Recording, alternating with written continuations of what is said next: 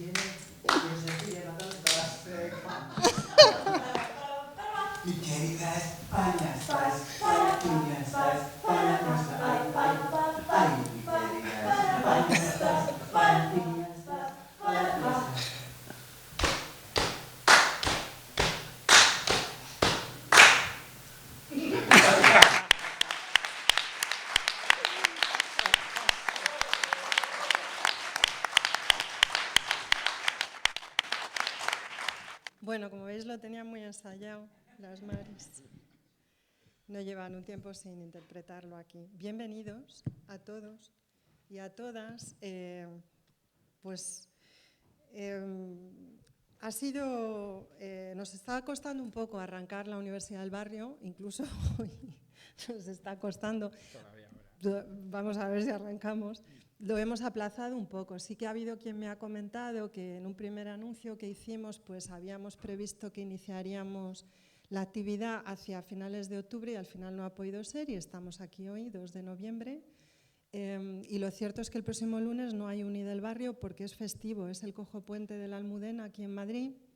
Y bueno, nos pareció que era la única fecha de la que claramente debíamos prescindir porque podía suceder que no hubiera alumnos, sobre todo, y también porque para algunos de nosotros era complicado estar. Con esa excepción, la del 9 de noviembre, el resto del curso temporada vamos a tener siempre sesiones. Y esto incluye las semanas de Navidad y también la Semana Santa. O sea, no vamos a prescindir de ningún otro lunes porque ningún lunes más es festivo. Bueno, mientras vemos si se resuelve. Como os digo, el único lunes de este curso que no vamos a tener sesión es el 9. Los demás días habrá. La sesión del 16 es la primera sesión en puridad y va a ser de economía, ¿de acuerdo? Y a partir de ahí pues empezamos a alternar. ¿Qué quería yo hacer, si es que consigo también entrar? Pues hacer una especie de muy rápido balance de lo que ha sido, pero como no carga eso, de lo que ha sido la Uni del Barrio hasta la fecha. Yo veo aquí muchas caras conocidas y entonces sois habituales, pues ya más o menos conocéis el proyecto, pero quiero insistir un poco en cuál es nuestra historia y de dónde venimos. Venimos inicialmente de un grupo de 5, ¿éramos 5 o 4? 5 promotores que nos implicamos en la realización.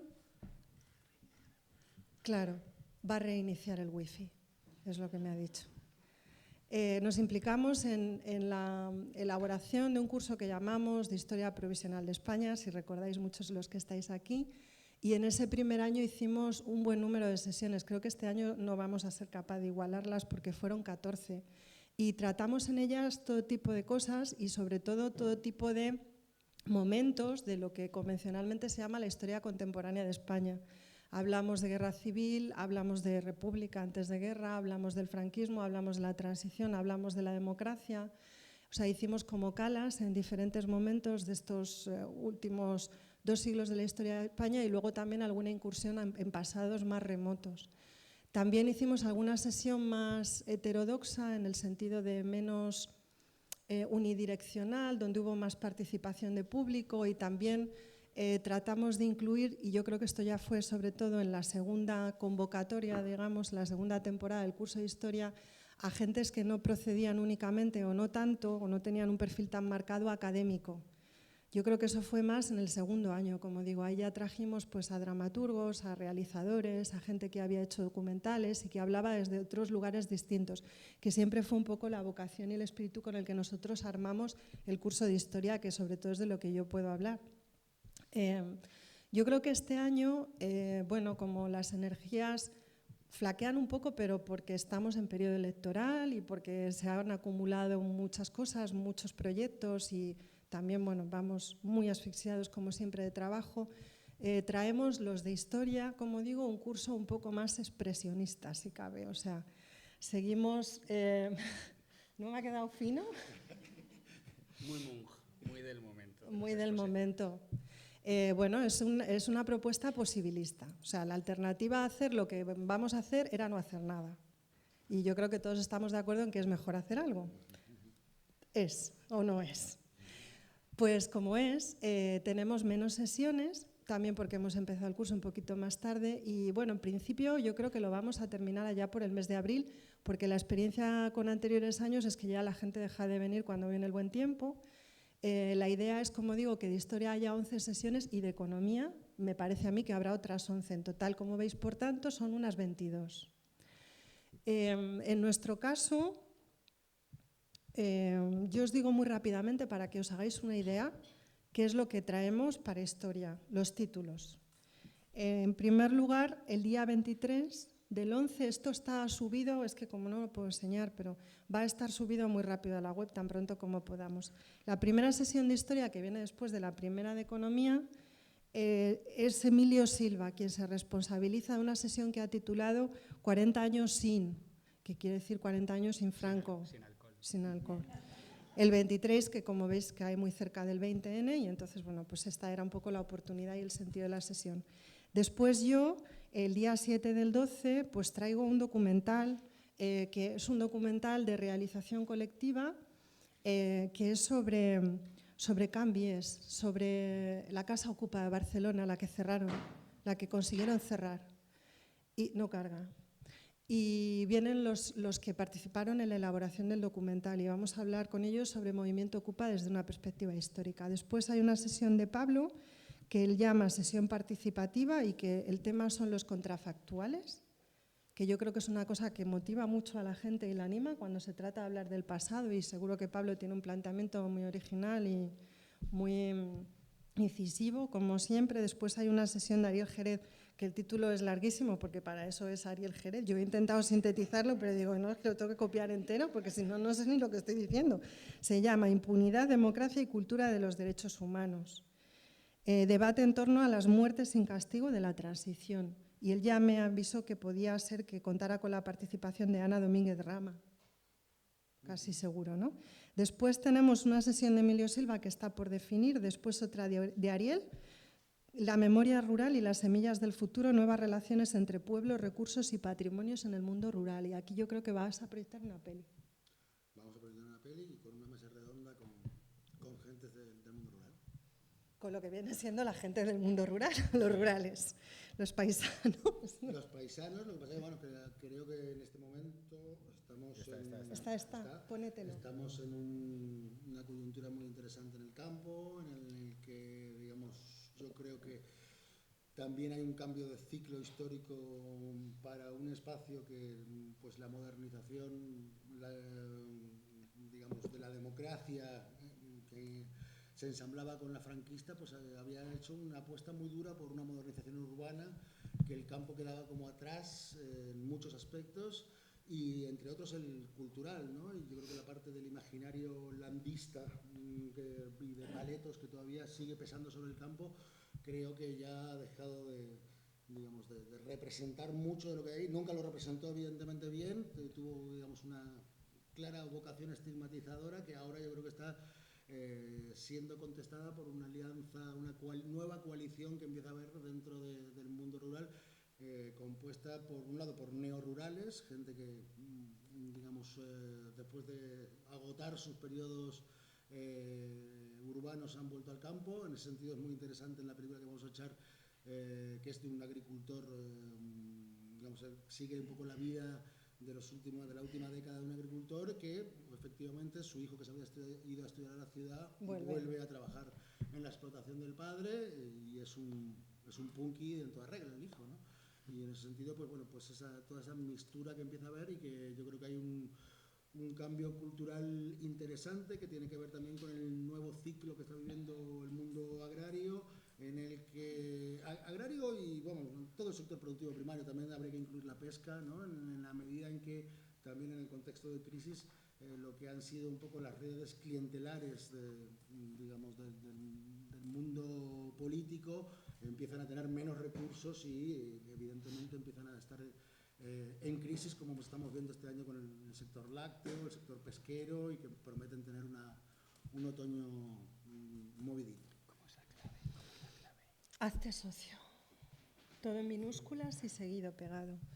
Bueno, pues eso que cuenta Ariel es para mediados de febrero, y acaba el mes de febrero Emilio Silva con otra sesión que también está por definir. O sea, que Emilio tiene 2 sesiones en febrero cuyos contenidos están por definir, pero no es por desidia de Emilio, es porque a él le gusta generar esta tensión. Y además luego después se agradece, porque llegas aquí y dices, hostias, la que ha liado en un momento, y además viene mucha gente que casi toda es de Hortaleza. O sea, que está muy bien que tengamos estos vacíos de información, porque... Y luego, el 14 de marzo, Pablo va a hacer una sesión con Carles Sirera, que a mí me parece que estaría bien que dijeras 2 palabras sobre quién es Carles Sirera y que la gente sepa qué es lo de las teorías de la modernización, porque este Carles Sirera es un tipo muy interesante que yo creo que es muy poco conocido así. Bueno, Carles Sirera es un profesor de la Universidad de Castellón, de la Pégate más, que no sé. Jaume I, sí. En Castellón. Y es un historiador, bueno, pues original, que lleva bastante tiempo intentando mostrar que nuestra narrativa grande de la modernización en España en realidad es muy deudora, menos de lo que podría parecer, que es un imaginario nacional, pues típico en este caso de unas élites urbanas cultas que han contado una historia de los fracasos reiterados de la modernización en España a escala económica, social y política. Y él lo que viene a mostrar es que en realidad eso es un patrón bastante más general, que hay un gran patrón en la cultura de la segunda mitad del siglo XX sobre todo, pero que acompaña toda la historia del pensamiento sociológico desde comienzos del siglo XX, que más o menos imagina que que la modernización es un proceso natural, frente al cual se producirían casos concretos de retrasos o de frustraciones y finalmente de fracasos.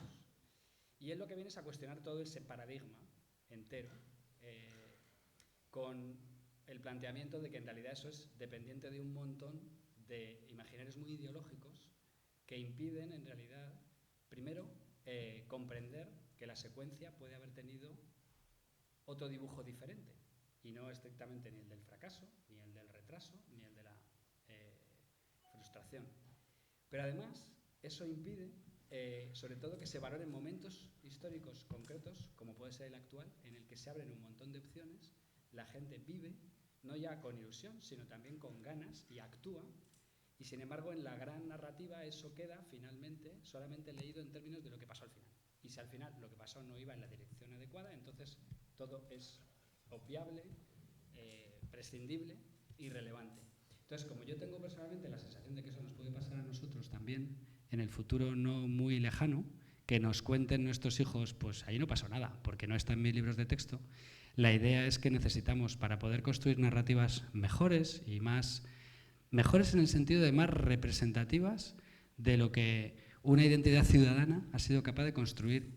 Las identidades ciudadanas con las que convivimos desde hace 200 años, aunque no les hemos dado ese nombre, tienen el problema de que sus escenarios son siempre por definición abiertos, no se sabe qué va a pasar. Y a veces un fracaso en realidad es un éxito en otro sentido, porque por ejemplo deja un pozo de memoria. En el caso de España el problema es que la memoria de los éxitos a determinados niveles culturales, políticos, económicos, sociales de los últimos 200 años se quedaron congelados por una larga dictadura en la que no hubo ningún tipo de recepción, más que muy selectiva, de lo que habían hecho algunas élites, sobre todo culturales, pues digamos los escritores, los poetas, los artistas. Y seguimos en realidad viviendo, ¿no?, dentro de ese paradigma. Entonces él viene un poco a que aprendamos, cuando se lee cualquier libro de historia, los implícitos que hay un montón de cosas que están ahí, que no están dichas, pero el autor asume y tú te las lees y te las crees y acabas teniendo una visión muy plana de un pasado que se condensa en 4 errores. Y solo hoy estamos haciendo las cosas bien. Bueno, probablemente es que hoy estamos haciendo las cosas mal. Y a lo mejor, en cambio, en el pasado hay cosas que se han hecho mejor. Y hay un punto muy claro de imaginario bueno volviendo hacia ese pasado. Pero para eso hay que, de alguna forma, aprender a, igual que cuando leemos la prensa, yo creo todos ya, leemos una noticia y sabemos lo que nos están diciendo, no lo que leemos, sino lo que nos están queriendo decir, pues es aprender un poco algo de todo esto cuando leemos cualquier tipo de libro que habla sobre el pasado y sobre todo esas grandes narrativas, ¿no?, que nos acompañan de España, siglo XIX, no sé cuántos, después el fracaso, etcétera, la guerra, etc. De eso va la sesión. Bueno, pues como veis, una sesión muy en sintonía con el curso de historia de estos años, ¿no?, que trata sobre todo de enseñarnos a leer y desarrollar un criterio, ¿no?, que no, es más un poco la vocación del curso, no tanto dar y dar contenidos, sino ayudarnos, ¿no?, en estos itinerarios que podemos hacer de forma cada vez más autónoma. La siguiente sesión es de finales de marzo, que yo me voy a ocupar de esta, y es una sesión por la que yo siento especial cariño y que tengo muchas ganas que tenga lugar, porque es con un grupo de historiadores que vienen de la Universidad de Alcalá y que se dedican a la historia social de la escritura. Y yo los conocí haciendo con ellos un programa de radio y era la primera vez que escuchaba a historiadores académicos, profesores e investigadores en universidad decir que ellos eran militantes del pasado. Nunca antes lo había oído nada más que en nuestro entorno. Entonces, esto despertó mi simpatía por su trabajo, que ellos desarrollan, bueno, de una manera muy estricta, porque son además un grupo que trabaja muchísimo y además no cubren solo historia contemporánea, sino que también hacen moderna, y lo que estudian fundamentalmente son las cartas. Ellos recuperan historia popular, un poco en una línea, se inspiran mucho en un profesor italiano, que para ellos es una referencia, pero bueno, se parecería un poco a la History from Below, de la que hemos hablado aquí en algunas ocasiones, cuando hablamos de Hogwartsin o cuando hicimos la sesión de la plebe invisible y trajimos aquellos textos, alguno de los cuales era precisamente cartas. Bueno, pues esta gente hace un tratamiento sistemático de las cartas y no trabajan con ellas como fuentes secundarias, sino que las cartas son para ellos el centro de su preocupación. Entonces tratan el objeto, tratan el contenido y tratan las vías de difusión. Ellos con su trabajo hacen una impugnación a la historiografía convencional. Y luego es gente muy interesada en conectar con el público ciudadano, porque les parece que de otra manera su trabajo no tiene sentido. Para mí son, como digo, historiadores académicos atípicos. Y luego pues son un equipo de ahora mismo 4 personas más algún joven becario que está desarrollando su trabajo de tesis, que son un encanto. Son unas personas que comunican muy bien porque están muy interesados en hacerse escuchar, que no es común tampoco en el mundo académico, ¿verdad? Que los académicos suelen hablar para ellos mismos. Entonces, por eso es que yo también... ¿Qué se ve? Que ya se ve. Se ve que ya se ve. Ah. Pero si quieres continúa y acaban con Claro, ya acabó, porque no estaba previsto esto así, lo habíamos ensayado como las Maris, de otra manera, pero... Y luego viene Pablo otra vez con una sesión que ha llamado La erradicación de la identidad republicana en España y que yo entiendo que es una sesión que va a hacer él mismo. Es así, ¿no? La erradicación de la identidad republicana en España es una sesión que haces tú. Si quieres. Antes de decir un par de tonterías sobre el día 21, hay una sesión de diciembre, que esta también la hago yo, que ha nombrado Noelia por encima, sobre contrafactuales. Sí. Bueno, básicamente lo que vamos a venir aquí es a evaluar las elecciones del día anterior y los resultados sobre la base de la pregunta de qué habría pasado si hubiera habido otros resultados diferentes a los que vaya a haber. Así que vamos a venir todos, en realidad, porque no podemos prever qué va a pasar, pero encima a pensar y si hubiera pasado en cambio este otro, porque detrás de esa pregunta lo que se produce es la imaginación histórica y esa imaginación histórica está llena de conocimiento. Entonces vamos a aprender un poco a pensar que toda vez que uno se interesa por el pasado, siempre tiene en la cabeza la pregunta de las cosas podrían haber sido diferentes, qué hubiera pasado si hubieran sido diferentes y eso qué implicaciones tiene para donde se puede producir el aprendizaje. Cuando uno dice las cosas podrían haber sido diferentes, en ese momento empieza en marcha una conexión de elementos que no se tienen en cuenta cuando lo único que se tiene es lo que pasó. Lo que pasó parece que se explica por A, B, C, pero cuando se incorpora la pregunta de ¿y si hubiera habido uno de estos elementos colocados en otro lugar, las cosas habrían sido de otra manera? Y ahí, entonces, la concatenación de A, B y C cambia y empieza a haber X, Z, Y o LMN, otros elementos, pero sobre todo conexiones distintas entre ellos. Eso es lo de diciembre, que va a ser una sesión de todos, no mía. Yo voy a venir también como venga, pues contento, más, menos, con mi sensación de lo que haya habido sucedido el día antes, y entre todos vamos a ver y qué habría pasado y por qué no ha pasado lo que no ha pasado. Y en cambio se ha sucedido lo que sí finalmente ha sucedido. Y a lo mejor de ahí aprendemos, bueno, yo suelo operar siempre así, cuando trabajo, por ejemplo. Esa es una sesión que yo me la planteo como de todos y no mía, así que yo intentaré que realmente hagamos un esfuerzo entre todos por participar. Tendremos mucho que opinar, estoy convencido de lo que ha pasado el día anterior. Y a partir de ahí veremos. La sesión de febrero que os he comentado antes, en cambio, es con un invitado, es diferente y es un diálogo entre él y vosotros y conmigo. Y ya en cambio la del 14 de abril, porque me ha tocado el 14 de abril, pues he decidido dedicarla a lo que para mí es lo más importante en este curso. Esa es la sesión en la que espero, que además habrá llegado la primavera y haya también otro escenario y bueno, esperamos que por lo menos promisorio, como me gusta a mí decir, o sea, prometedor decimos aquí, pero me gusta más promisorio, de lo que esté sucediendo entonces en relación con el futuro del país. Y sin embargo yo quiero contar una cosa muy, muy mía, por decirlo así, que forma parte de lo que yo estoy trabajando en este momento, que es intentar contarnos, o contaros primero y luego que lo discutamos, por qué un término como el de guerra civil, aplicado a lo que pasó en España desde el 36, no es un concepto adecuado para lo que pasó. Y necesitamos otro concepto, más allá de otro término. Podemos seguirlo llamando guerra, por supuesto, porque lo fue. Pero aquello fue otras dos guerras también. Y eso junto no se ha dado en ningún lugar de toda la modernidad occidental nunca, desgraciadamente para la historia española, aunque también bien, porque nos puede ayudar mucho hoy. Aquello ya fue allí y desde luego el drama fue desbordante. Y entonces ni las categorías de genocidio, ni tampoco la de guerra civil nos sirven. Y no porque aquello haya sido menos que. Toda mi argumentación es intentar convencer de que el problema con términos como holocausto, genocidio, totalitarismo, tienen el problema de que no sirven solo y en primer lugar para analizar, sino más bien para condenar, para valorar. No hay nada peor que un genocidio. ¿O no? Puede haber habido algo peor. El problema es que esa es una categoría que se mide a un nivel jurídico y nos afecta muy fuertemente, pues porque de él salen todas las políticas de derechos humanos que tenemos en juego hoy y las justicias transicionales, etcétera. Pero aquello puede haber sido otra cosa, que el problema es que se nos escapa y en realidad todo el problema que tenemos de recuperación de memoria tiene que ver con que no encontramos un término adecuado. Si lo encontráramos, adecuado quiere decir para conocer, pero también para enjuiciar y colocarlo, por lo tanto, en donde haya que colocarlo para las políticas de derechos humanos. aquello fue algo muy especial porque juntó 3 guerras diferentes. Ya os lo anticipo, pero lo importante, yo espero, lo que os cuente entonces y que lo podamos discutir bien. Y es que además de una guerra civil, que es lo que menos fue, porque uno de los 2 bandos no quería ser ciudadano, entonces llamar civil a colectivos que no se sienten ciudadanos ni quieren serlo, ya no cuadra bien con el esquema clásico que hemos heredado del mundo romano, de lo que es una guerra de ciudadanos entre ciudadanos.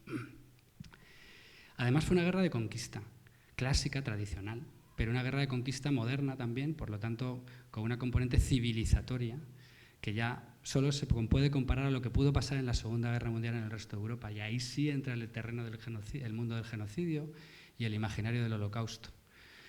Pero además también fue una guerra de religión, fue una yihad.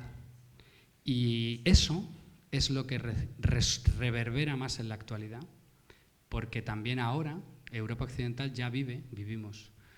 Hoy he leído una noticia que lo demuestra una vez más, pues una guerra de religión. Desde el momento en que hay europeos occidentales, educados en Europa Occidental, no de otros lugares, que se van a luchar a favor de una cosa llamada el Estado Islámico, hay en Europa potencialmente un tipo de guerra que es de carácter confesional, fuerte. Bien, solo España ha tenido eso dentro de Europa, en el mundo moderno, juntado con otro tipo de conflictividad como la guerra de conquista y una guerra de tipo civil. Y eso junto produce un tipo de monstruosidad especial que hace que la figura del desaparecido, por ejemplo, que es la que hoy estamos utilizando para referirnos a todas esas personas que andan todavía sin desenterrar, se quede pequeña para un problema social mucho más amplio, porque allí no se trataba de exterminar a un colectivo social concreto, sino la referencialidad misma de la ciudadanía. Y esos son los republicanos españoles, un colectivo social inmenso que coincide con la propia ciudadanía de los años 30, exterminable porque hay que acabar con la categoría que representa. Algo así no se ha dado en ningún otro lugar.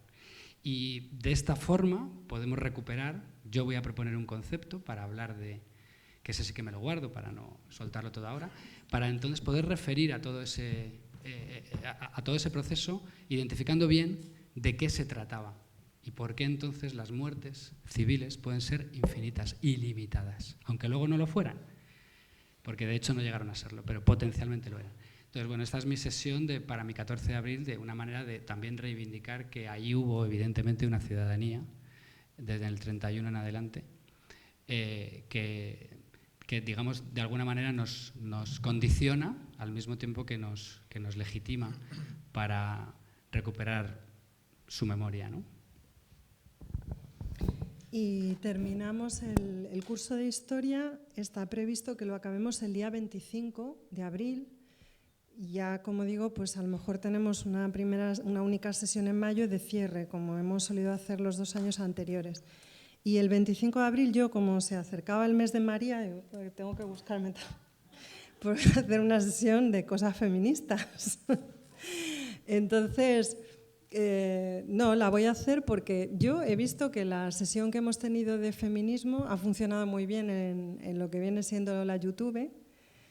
Y como tiene muchas descargas y tal, y bueno, yo vivo con bastante ansiedad todo lo que tiene que ver con los temas estos de género y con la definición de lo que es feminista y sobre todo con tratar de ser consistente en las definiciones y en las adopciones de identidades movilizadoras y vivo al mismo tiempo con bastante frustración lo que los partidos políticos presentan a día de hoy como propuestas de género, aquellos que tienen alguna propuesta que guarda relación con políticas de igualdad, vamos, así en plan, para ponernos como francesas, pues me pareció que hay que seguir hablando de esto y que además es un buen cierre para el curso de Historia. Ya digo que, ya fuera de bromas, creo que funcionó muy bien la anterior sesión, que se llamaba Paradojas del género, encrucijadas del género.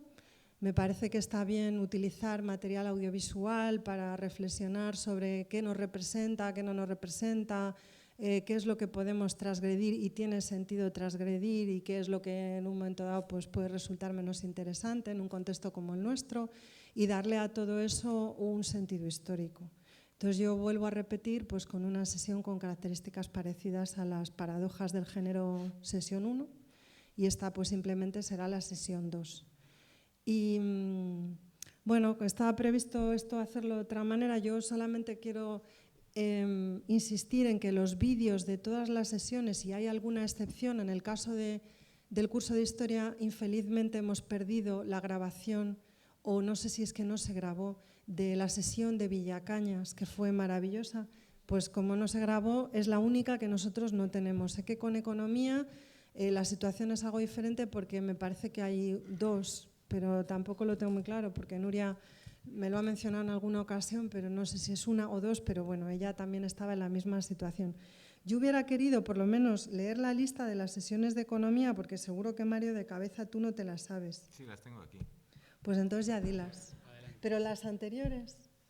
No, las anteriores no. Bueno, no las pues tengo de están cabeza. en la web del teatro. Hay una lista con todas las sesiones que se han hecho de economía el año anterior y ahí también hay un vínculo a los vídeos que se pueden descargar desde el canal de YouTube del Teatro del Barrio, que era un poco lo que yo os quería mostrar, que todo ese material está ahí. Vale, ya. ¿Hablo yo? Sí. Sí. Bueno, pues yo también estoy aquí, no solamente los de historia, y vengo a representar al curso más joven, porque tiene menos temporadas, tiene una, ¿no? Y que tiene continuidad, que es el curso de economía. Y tiene sentido, ahora os contaré hasta qué punto represento el curso de economía, que no es mucho, pero antes quería hacer una reflexión muy corta para justificar la existencia del curso dentro de lo que representa el Teatro del Barrio. Por supuesto que tiene todo el sentido y estamos muy orgullosos de haber puesto en marcha un curso de historia porque necesitamos, y es un objetivo del teatro, revisar la historia reciente porque los relatos que nos han contado no reflejan la realidad y por lo tanto hay que revisarlo. Pero también, y esto es un elemento esencial del teatro, el teatro es una cooperativa de consumo, como sabéis, y eso tiene sentido en sí mismo. Aunque luego después no hubiera obras de teatro, tendría sentido haber hecho ya una cooperativa de consumo de algo. Porque pensamos, los que hemos puesto en marcha el teatro, pero también los que pusimos en marcha el año pasado el curso de economía, que hay que darle la vuelta también a la economía, no solamente a la política. Ahora que la política se está deshinchando un poco, hay que retomar la bandera de la economía, hay que arrancar. Yo creo, no tiene por qué ser de forma agresiva, sino orgánica, la economía del sistema capitalista mixto estatista por otra economía que sea ciudadana. ¿Está reverberando algo? Sí, se está acoplando, ¿no? Sí. Entonces, los que asististeis al curso el año pasado, creo que os disteis cuenta de que el abordaje de la economía era todo menos académica o teórica.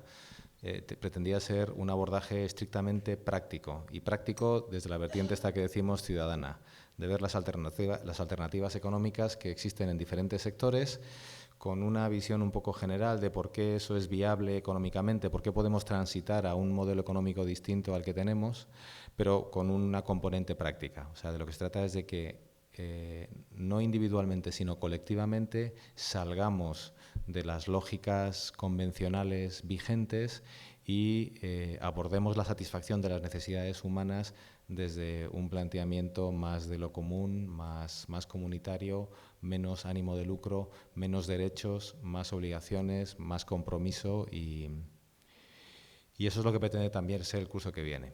Pero me estoy extendiendo mucho sobre algo que no va a ser mi cometido en este curso. Estoy aquí simplemente porque Nuria del Río, que es quien me acompañó en la coordinación del curso el año pasado, está de viaje y no ha podido asistir. Pero yo ya, por razones de demasiados compromisos, me he desvinculado de la coordinación del proyecto, del curso de economía.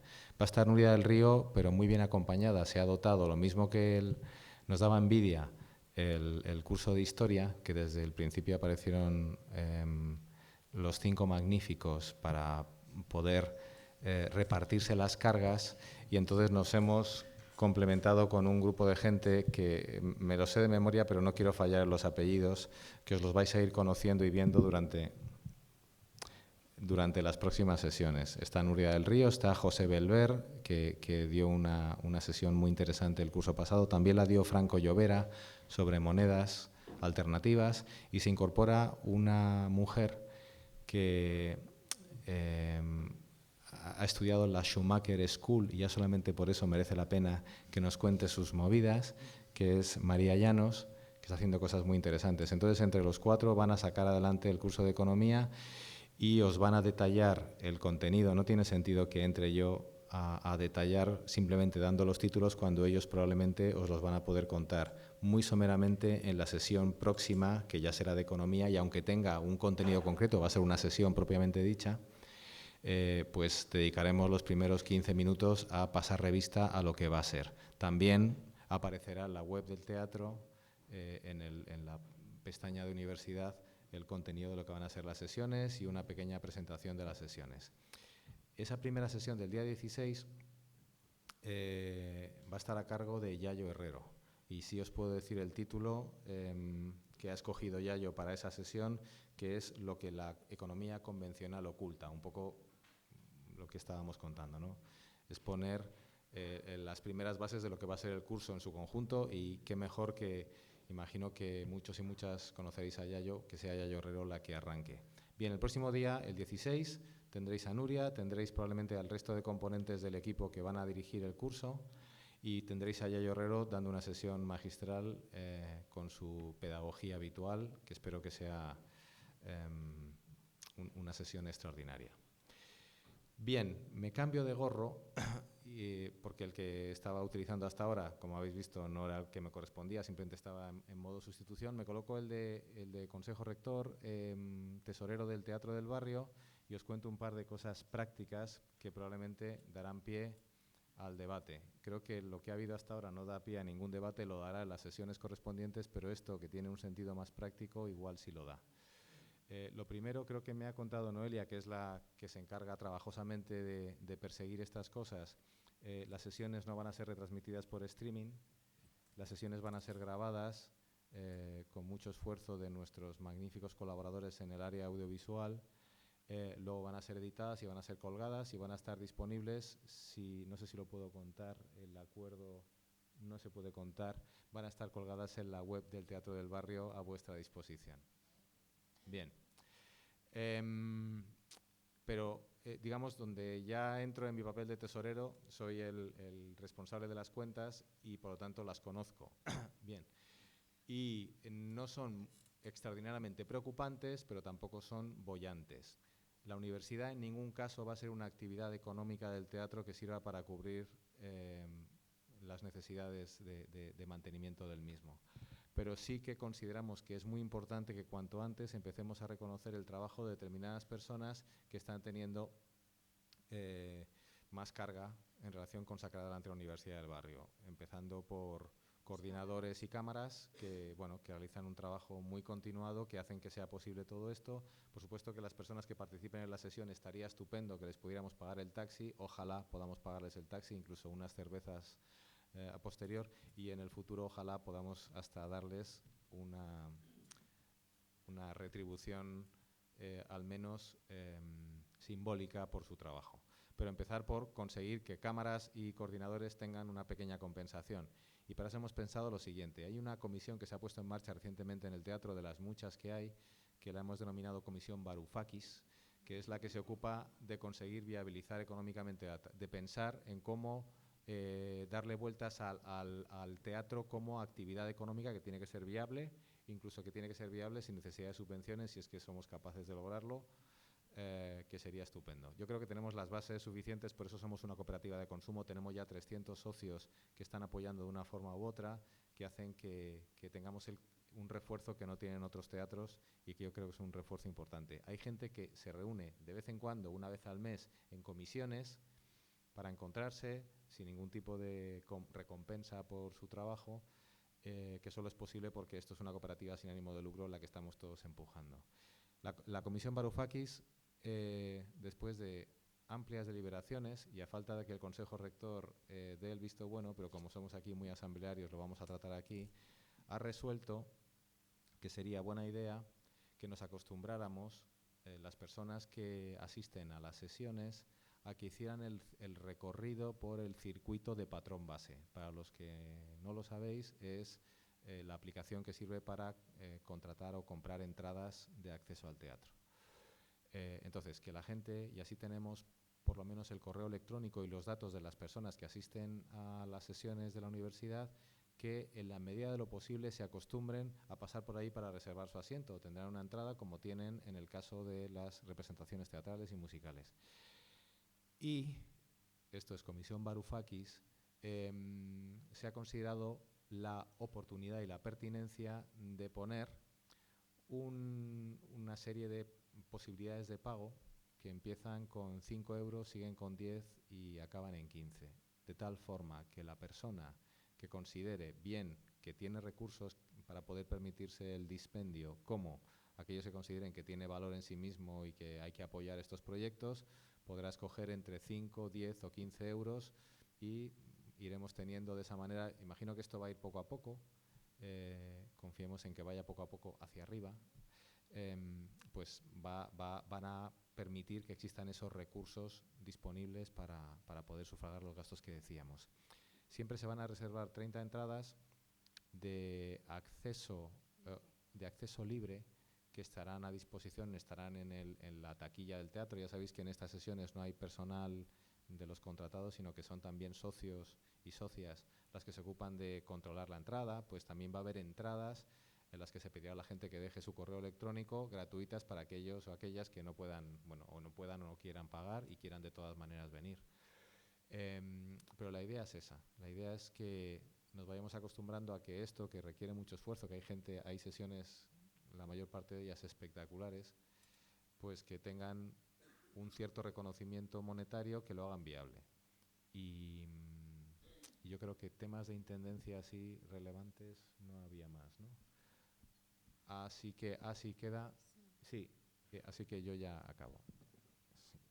No, pues ahora os vamos a contar, porque bueno, la Universidad del Barrio este año son los cursos de Historia y Economía, como hasta ahora, pero además hay una iniciativa que está ligada, que ahora os explicará Pablo de qué manera, a la Uni del Barrio, que es los Martes Ciudadanos, que ya venían existiendo, pero que ahora tienen un poco otro color, ¿no? Que es lo que... ¿Quieres contarlo?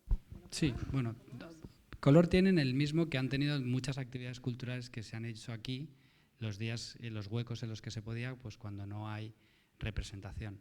Ahora se trata de un poco definirlos más en el espacio y el tiempo, en la estructura de la universidad, incorporarlos como parte de la universidad, aunque al mismo tiempo obviamente son parte de lo que es el mandato de la propia cooperativa, que es el Teatro del Barrio, que siempre ha pretendido, y con bastante éxito yo creo, abrir sus puertas a iniciativas ciudadanas de distinto tipo. Ahora simplemente se calendarizan y se ubican los martes, de manera que los lunes a las 7 hay siempre curso o de Historia o de Economía alternos, y todos los martes hay en cambio una iniciativa genérica, un paraguas llamado Martes Ciudadanos, que lo que hace es programar actividades de carácter cultural, reivindicativo, propuestas por cualquier tipo de colectivo o individuo que lo solicite a la Comisión de Cultura, o bien por la vía de la Universidad del Barrio directamente. Es decir, hay dos canales de presentación de iniciativas, y la Comisión de Cultura tiene una sección dedicada a los Martes Ciudadanos, de la que yo formo parte.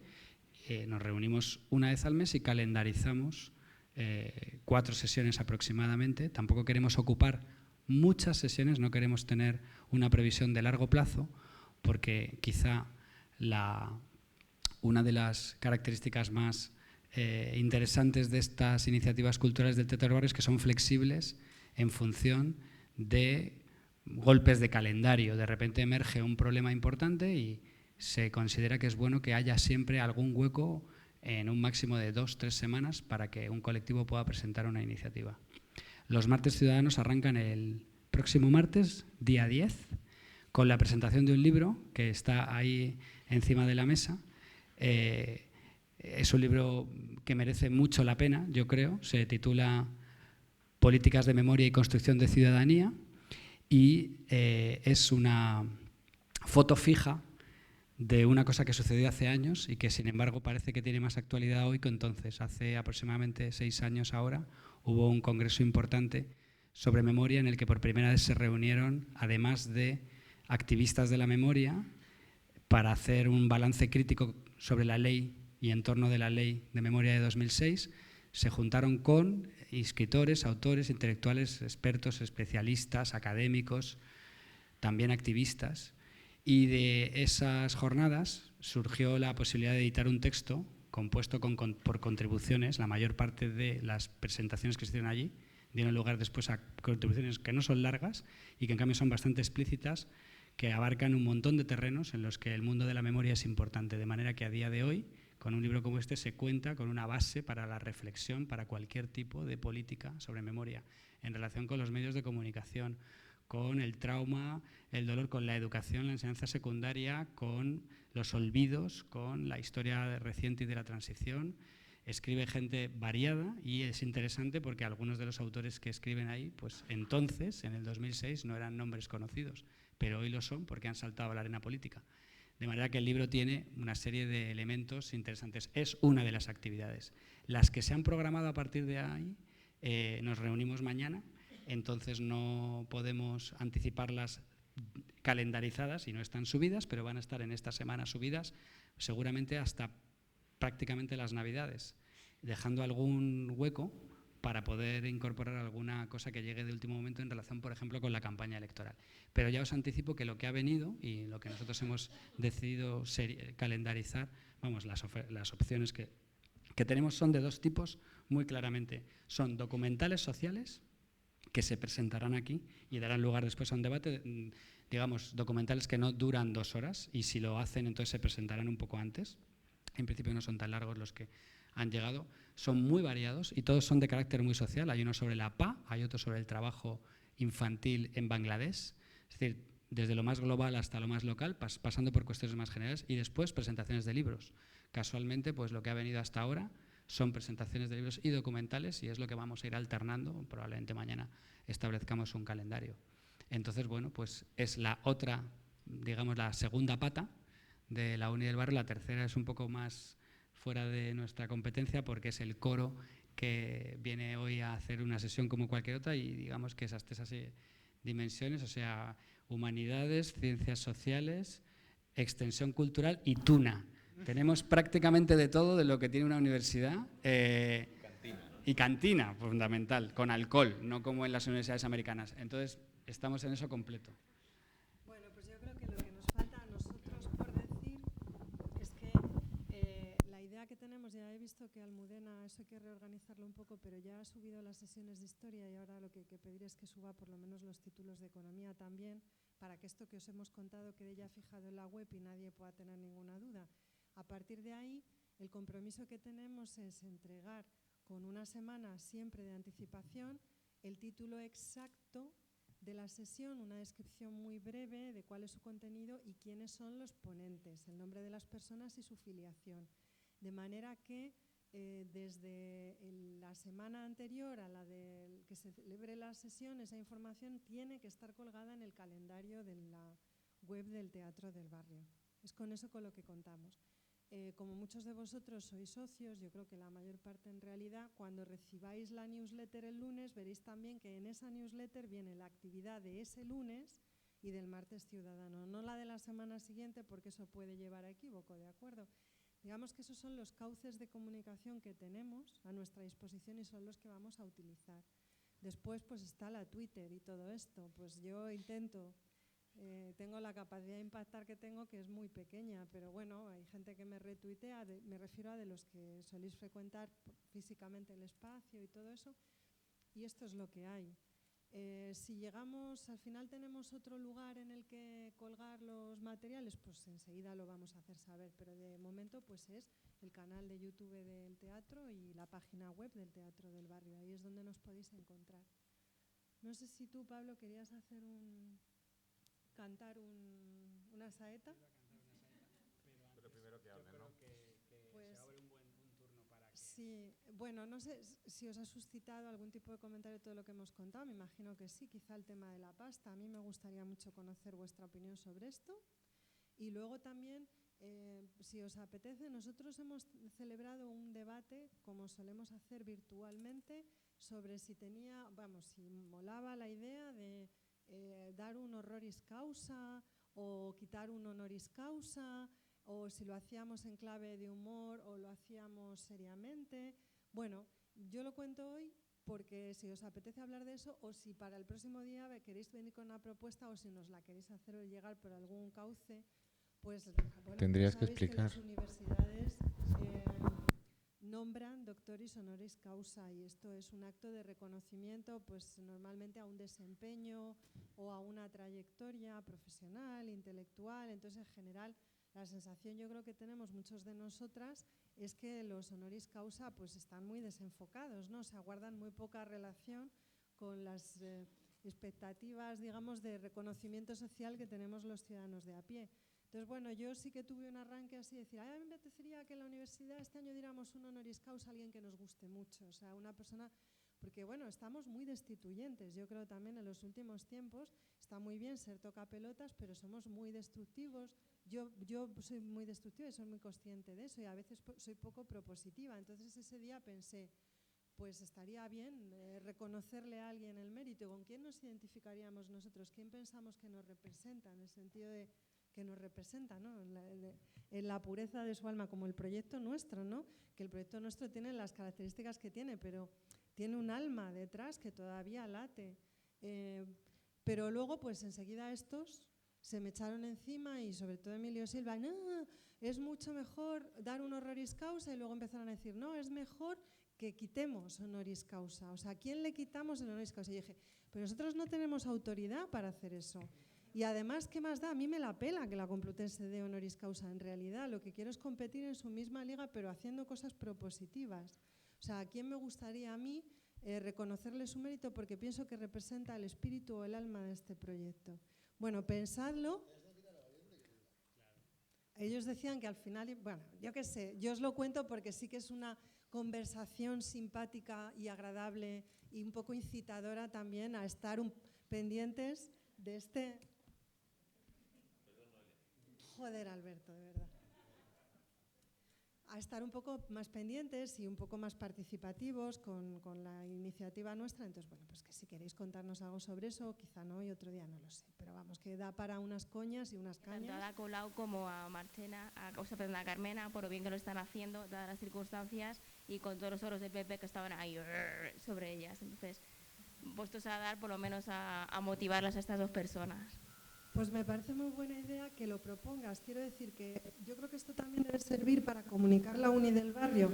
Si tú quieres, yo hago un hashtag en Twitter, y de lo que se trata, por ejemplo, pues es de eso. Si os apetece que en las próximas 2 semanas hagamos un poco de ruido en las redes sociales con este tema, yo lo hablo con Almudena.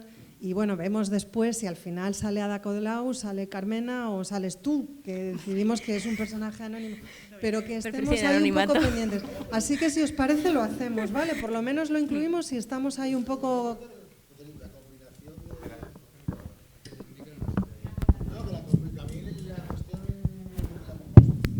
Constructiva y destituyente en lo simbólico de un honoris causa me parece muy interesante.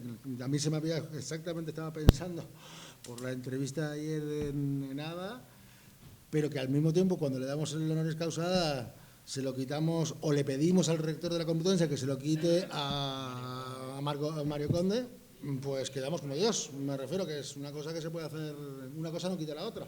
Yo no sé qué tenéis contra Mario Conde. Lo que pasa es que hay dos definiciones posibles que hay que decidir. Tenemos doctor honoris causa, bueno, doctor popular honoris causa, podría ser, y luego tenemos 2 opciones, o horroris causa o oloris nausea. Y da lugar a 2 tipos de personas diferentes, porque unos son por malos y dan horror, pero otros es porque no debería haber sucedido sin que sean gente tan, pues a lo mejor tan remarcada negativamente, no lo sé.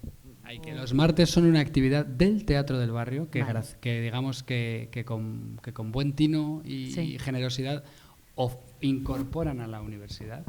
Pero en realidad esas son las jornadas más abiertas que ofrece el teatro, y esas son de plena apertura a todo el mundo. Es probable que haya, como el año pasado y el año anterior, pues el famoso cerdito para si se quieren hacer aportaciones, pero en principio esas son sesiones completamente abiertas y no están relacionadas con el sistema de de posible contribución.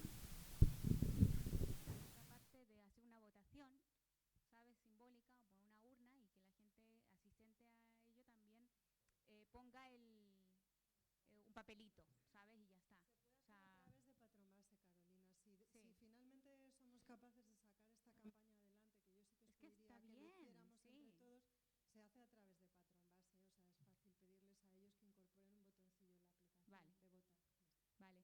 Y lo otro que también se agradecería es una especie, ya como hablasteis de colgarla simplemente en la web, los contenidos y un poquito más de algunas características, ¿no?, como los metadatos de la sesión siguiente, también podría venir bien, no sé si, o sea, seguro que significa un poco más de esfuerzo, pero viene bien un recordatorio enviado a la base de datos de newsletter o a la gente que ha comprado su entrada, ¿sabes?, de qué va a estar, de qué va a contener la sesión para la que ha reservado o ha donado alguna cantidad, ¿no? Y recordar al final de ese resumen o ese metadato, pues que puedes colaborar porque ¿sabes?, un texto pequeñito que incentive a la donación y también al orden de adquirir tu entrada antes, ¿no? O sea, 3 líneas, ¿no? O sea, de recordatorio de contenido, pero además en ese mismo recordatorio, pues eso, el texto que invite a que este proyecto no vive del aire solamente y que seguramente seguirá viviendo del aire, pero hay algunos costes mínimos que necesitan ya no ser tan simbólicos o tan voluntarios en esta tercera temporada, que yo entiendo que todo el mundo lo vamos a comprender. Eso.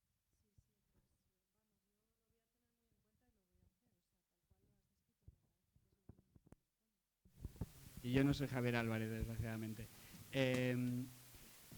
Se me ocurrió porque hacemos una cosa de presentar algo, bueno, y yo de repente tenía algo en la cabeza en ese momento y me acordé de una conversación que tuve con una persona que por su categoría, pues me pareció importante lo que me decía, estando yo completamente en desacuerdo, ¿no? Puede parecer una cosa muy relevante, pero hay toda una discusión sobre si la memoria es un atributo individual solamente o es también colectivo, si existe algo así como una memoria que es colectiva.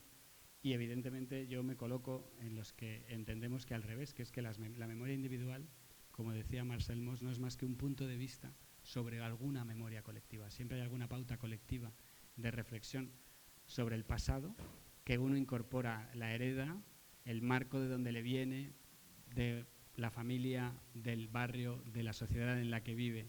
Sin embargo, en España, si leéis la prensa, hay toda una campaña bien orquestada, muy pobre intelectualmente, hay que decir, defendiendo que la memoria es un atributo estrictamente individual. Y en una conversación con una persona relevante, solo diré de ella que es miembro del Consejo de Estado, o lo ha sido, o sea que no es pequeño el atributo, pues intentaba convencerme de que no existe la memoria colectiva, o sea, eso es un ente, te has inventado una historieta de la cabeza de las personas, pero eso no está en ninguna parte. Y la prueba está que en el diccionario se define la memoria como un atributo individual.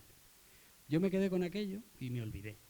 Y un buen día, hace no mucho, dije, pues voy a comprobarlo, porque, en fin, yo detesto el diccionario de la Real Academia Española, pues porque tiene muchos problemas, fundamentalmente, y porque cuando os encontréis con alguien que dices que eso no está en el diccionario, tienes que decirle, pues mejor, porque el diccionario es que no se ha hecho cargo de una parte de la realidad. La realidad no la impone el diccionario, sino que la realidad es la de los hablantes. Pero me topé con otra cosa más interesante todavía, cuando fui a mirar en el diccionario. Espero que podáis leer, pero esta es la primera definición de memoria del primer diccionario de la Academia Española, ¿vale?, de 1739, y ya define ahí, dice, una de las 3 potencias del alma. Con lo cual dije, bueno, ya se la tengo ganada, porque si hay que hacerle caso al diccionario para definir qué es memoria, uno tiene que primero creer en el alma, que eso es todo un mundo. Digamos, estamos entrando en el terreno de la teología. Pero yo os hago una pregunta así de partida. Una de las 3 potencias del alma, ¿cuáles son las otras 2? Y yo espero que la gente que tiene una edad se acuerde, porque eso se ha estudiado en el cole, en otros tiempos sobre todo. Las 3 potencias del alma, ¿cuáles son? Venga, no os hagáis los remolones, que esto lo hemos oído en clase de religión, los que hemos tenido antes. A ver, ¿estábamos enfermos ese día? Pues muy mal, porque también esto es, digamos, información, no es que sea conocimiento, pero es información. Las 3 potencias además son memoria, la primera, entendimiento y voluntad. ¡Ah! Ya hemos hecho un poco de mnemotécnica, ¿eh? Bueno, lo que me interesa no es eso, o sea, esto es una definición de 1739, bueno, es el antiguo régimen, es otro mundo. Que dice, bueno, además es muy curioso porque la definición es un poco contradictoria, bueno, digamos, hace un juego que no es una de las 3 potencias del alma en la cual se conservan las especies de las cosas pasadas y por medio de ella nos acordamos. Luego tienes que tener un concepto de recuerdo para tener memoria, entonces recuerdo, memoria, ya empiezas con las ambigüedades, que es memoria, que es recuerdo, son lo mismo, no es lo mismo estar metiendo la definición de una en la otra.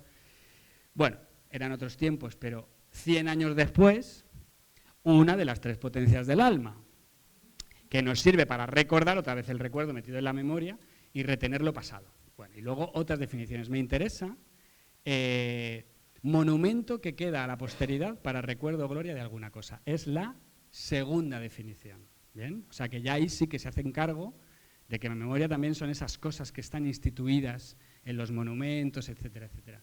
Pero esto sigue siendo un imaginario teológico. Ya estamos en 1852, es... En fin, siglo XIX, pleno liberalismo, y seguimos en un mundo como este. Bueno, hasta 1884 no cambia la definición en el DRAE, incorpora potencia del alma, que es lo mismo que decir una de las 3 potencias, solo que ahora dice, es una de ellas, no te obligo a que sepas las otras 2, pero digamos, el imaginario sigue siendo el mismo. Es que desde una postura teológica católica hay un alma que tiene unas capacidades, una de ellas es la memoria. La memoria es esto. Y en ese sentido es individual. Bueno, claro, obliga a creer en el alma. Y la tercera definición ha pasado a ser la de monumento, porque también está fama, gloria, aplauso, bueno, pues eso, memoria. Bien, pues en 1992, el año de la Expo, cuando se hace la última edición del diccionario que pasa después al tesoro lexicográfico de la lengua, donde están todos los diccionarios, y esta es la última entrada que hay, antes de la del diccionario actual, 2013-2015, potencia del alma por medio de la cual se retiene y recuerda el pasado. Seguimos en 100 años atrás, que es como seguir en 200 años atrás. Esto no es una definición de memoria para una cultura ciudadana, y sin embargo está ahí hasta el 92, por lo menos, que en realidad hasta mucho más tarde, hasta 2013. Solamente en la última definición, la reciente definición de memoria, y algo tiene que ver lo que ha sucedido en los últimos 15 años en España para que esto haya sucedido, el DRAE finalmente define la memoria, bueno, ya de otra manera, un poco inconmensurable con la otra, facultad psíquica por medio de la cual se retiene y recuerda el pasado. Aquí ya no hay almas, ni es una potencia de las muchas que hay que saberse, ni tienes que hacer preguntas de catecismo para responder qué es memoria. Pero esta es la cultura que tenemos. El precio, sin embargo, que se paga porque aparezca algo así, que por cierto es muy poco definidor, facultad psíquica por medio de la cual se retiene y recuerda el pasado, vuelve a aparecer recuerda dentro de la definición, es que el monumento para recuerdo de gloria de algo ha pasado a la sexta plaza. O sea, se paga el precio de que la memoria instituida no es tan importante como antes se consideraba. Solamente, bueno, la broma termina con que me metí en un blog de teología pues para ver un poco cómo se lee hoy día esto de las 3 potencias del alma, y me encontré con esto en un blog, no pongo de dónde porque tampoco interesa. Esas 3 potencias del alma humana que permiten al hombre las facultades de recordar, conocer y querer, hoy minimizadas, embrutecidas y casi atrofiadas, se han convertido en las rarae aves de la mentalidad y el modus operandi de la sociedad moderna. El hombre de hoy, mediatizado y sometido a la dictadura de los medios de comunicación, dirigidos estos por la judeomasonería internacional, el marxismo metamorfoseado, el psicoanálisis ridículo de Freud y las pseudofilosofías modernistas y contemporáneas, le ha transformado en el Homo Brutus. De manera que menos mal que nos hemos librado de la definición del diccionario que hasta 2013 ha estado vigente porque, bueno, digamos, porque nos consideramos insultados con esta manera de hablar de nosotros, pero ya los españoles podemos encontrar una definición en el diccionario de la Real Academia Española, que por lo menos dice que, bueno, que hay una cosa que es la facultad psíquica. Por cierto, no dice que sea individual, ¿no? También hay psiques colectivas, de manera que lo que me dijeron aquel día, no, sigo sin poderlo comprar. Esta era la serie.